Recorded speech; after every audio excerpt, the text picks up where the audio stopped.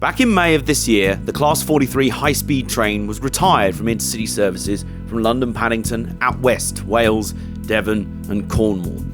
But this wasn't just another old train being replaced in the endless march of time. Not when we're talking about a train that's made this station and region of Britain home for over 40 years and became a part of many people's experiences, adventures and happy memories along the way, including yours truly. So just days before retirement, I took one final trip on this iconic train. And as it was a sunny day, where better to go than down to the seaside?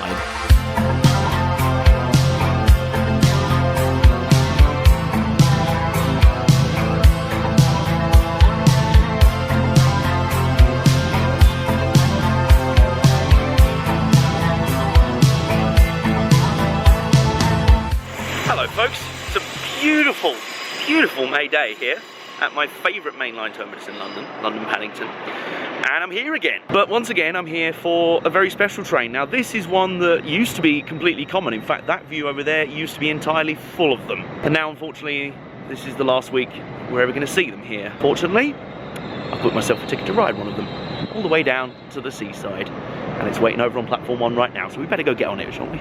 The high-speed train was first introduced to the Western region in October 1976, and right away lived up to its Intercity 125 name by taking passengers on intercity journeys at 125 miles an hour in comfort and style. Well, okay, it didn't have comfort and style in the name, but Intercomfy City Style 125 would have been a bit of a mouthful. It quickly became quite the icon of British rail travel, and even some 40 years later, on the eve of replacement by the new Intercity Express trains, the HST still has a presence and aura like no other on Britain's railways. Anyway, let's stop blithering and actually get on the train where our guest is waiting for us. Alright, so I'm now on the train I was just talking to you guys about, and I found a friend. Hello. This is Chris, who has sort of been in this series before, but I'd never made the video that he was in before. Yeah, when is it coming out? 2025. But yes, we're here, and we're on a HST, which a few years ago would have been an everyday, like you say, I'm getting a HST out of Paddington. So, that happens to everyone. Today, not so much, because we're in the last week of them ever operating out of Paddington. Not the last time ever, though. It's very important. This is not the end of HSTs forever and ever. Yeah, they're still going to work in the West Country. They are still going to work in the West Country. Shorter 4-coach sets, yeah. Castle sets. So they're still going to be working out there. But this is the last week that we're running out of Paddington, which is really, well, it's surreal for me, because all I've ever known up here, I first travelled out of Paddington in 2007, when I was like 16, and it was the entire, you went to the end of the platforms and the entire I probably can't remember range of platforms. This is like that Pulp song. Do you remember the first time? As you can see, we're stylishly dressed for the event. What, a racing t-shirt? A racing shirt, a rainbow wrestling shirt, and a basketball snapback. We're rocking all the fandoms today, though, to be fair. And I've got to say, yeah, we're not your traditional rail enthusiasts. Has to be said. And just like that, within a few minutes, we set off. Our final HST adventure was underway.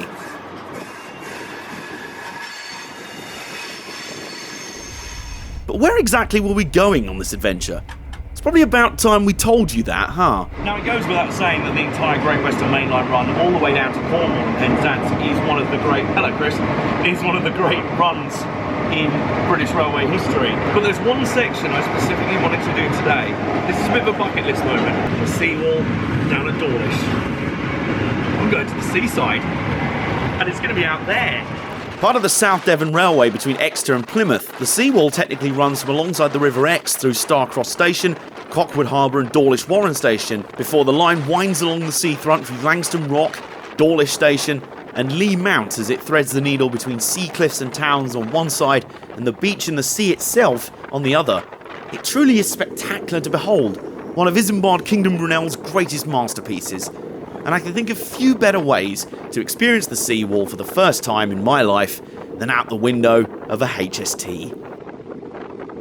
Eventually we headed back inland at Teignmouth, though the majestic views just kept on coming, before we reached the original terminus of the South Devon Railway at Newton Abbot.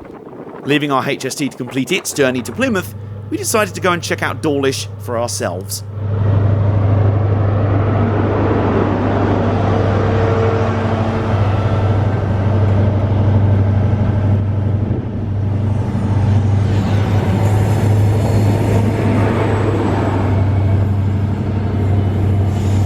Well, we're off the train, off the HST at Newton Abbot. There he is, there's Chris. And there's about half an hour. We want to go back up to actually go to Dawlish station itself, and have a look at the beach and everything.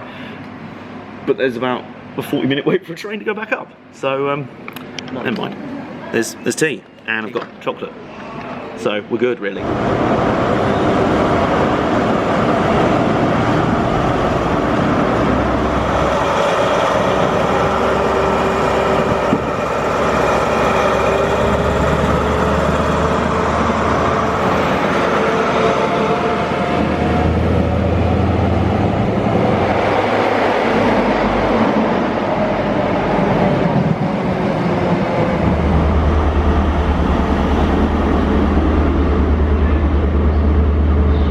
Now, to get back up the coast to Dawlish, we needed to take a pacer. And as you might be able to tell, I'm not much of a fan. It's a pacer.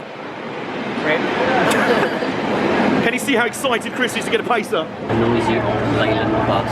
Let this be a lesson. Not all old trains are good. I don't like buses. I don't like trains pretending to be buses. I'm free. Alright, so we're back up at Dawlish, and Chris, things are better. We're not on a pacer anymore. Happily, the gorgeous views at Dawlish helped cheer me up again. I mean, seriously, just look at this. Who thought it was a good idea to build a railway and footpath literally on the seafront itself? So close that trains pass at eye level to the footpath, and the sea can reach out and touch both the people and the railway whenever it wants to. Whoa! I've never seen Chris move that fast before. Yo! There we go. Evidently, Isambard Kingdom Brunel thought it was a good idea, and God am I glad he did.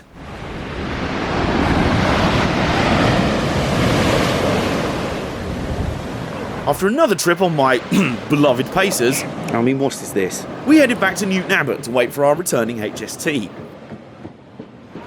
Goodbye, Pacers. Chris, I'm not on a pacer anymore. Good. My life is better. We just had enough time to check out some of the abandoned platforms at Newton Abbot, and then our steed arrived for the journey home. And as we headed along the seawall and onwards back to London, the mood felt peaceful and reflective, and I promised that that had nothing to do with the drinks that I had on the way back. Well, it's been real. It has been real.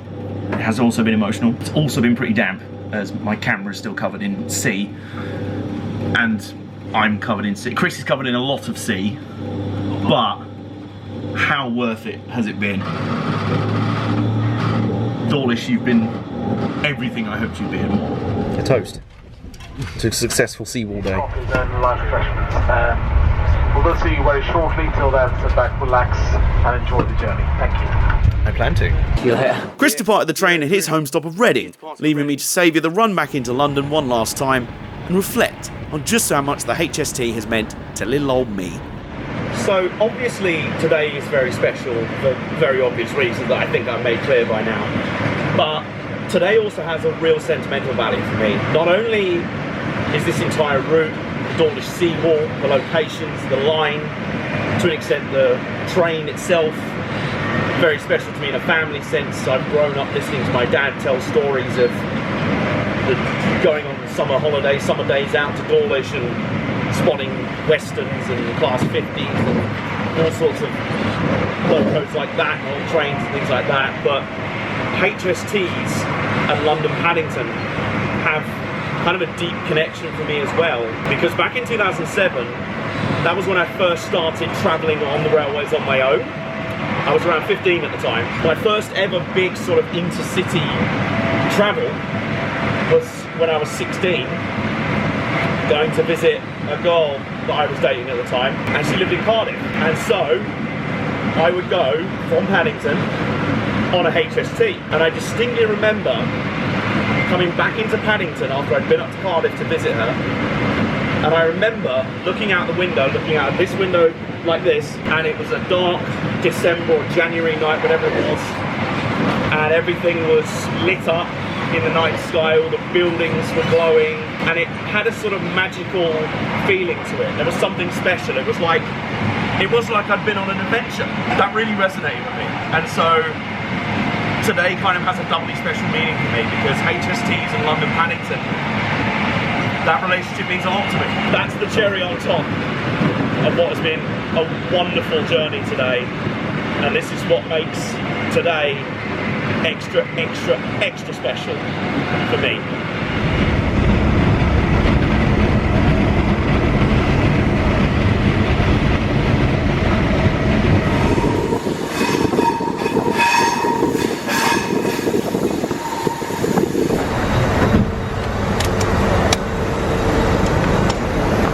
So that's it, my last foray on a HST unit out of Paddington. And I've been thinking about this all day, because you kind of have to. I've been thinking about this for months. I've been thinking about trying to do one more journey on this train out of this location. You know, I've been kind of thinking about it. I mean, one of the new trains that is replacing the HST is sat right next to me, and you know, of course people that grew up fans of the HST are going to be sad that it's going, and bitter that this newfangled Japanese cucumber train is replacing it with electricity and the stuff. And in the same way that my dad's generation didn't much care for the HST when it first came out, because it was replacing their beloved diesels. And it's a funny thing for me, because I don't really want to get hung up on the things going away and things not being the same and things changing, because we don't last forever.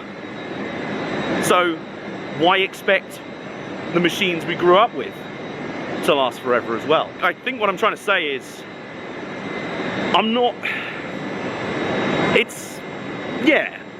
sad that things are changing and the train that is so beloved is going away. But at the same time, it kind of feels like one of those cases of don't necessarily be sad that it's not there anymore. Be happy that it was there in the first place. I'm grateful that this is what I grew up with. This was my generation, what I grew up with. And then 20, 30 years in the future, people are going to be saying the same thing about these Class 800 units, the IETs. Will they have such a cultural impact? Will they be so beloved? Who knows? It's not really for me to say whether this is going to be loved as much as what I know, because it's not what I grew up with. The next generations, it may have that same impact.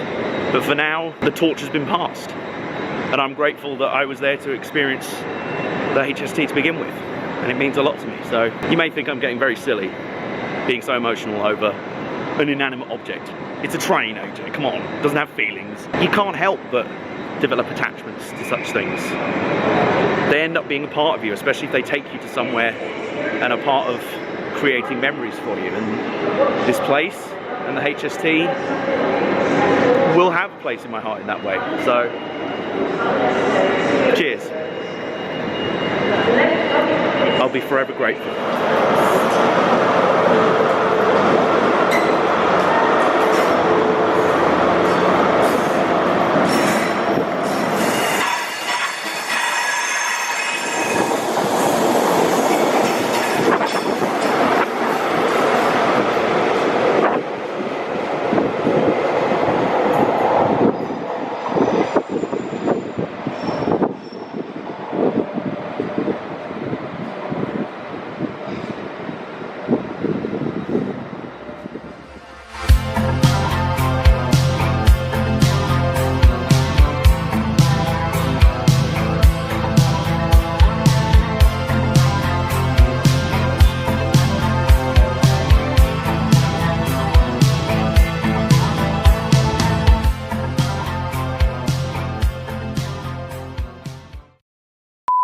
Pigeon! Adam's Animal Hour. And here we see a pigeon attempting to blend in with the locals. I don't know how he thinks he can. He looks nothing like a seagull. But damn it, he's going to try to anyway. He's always wanted seafood.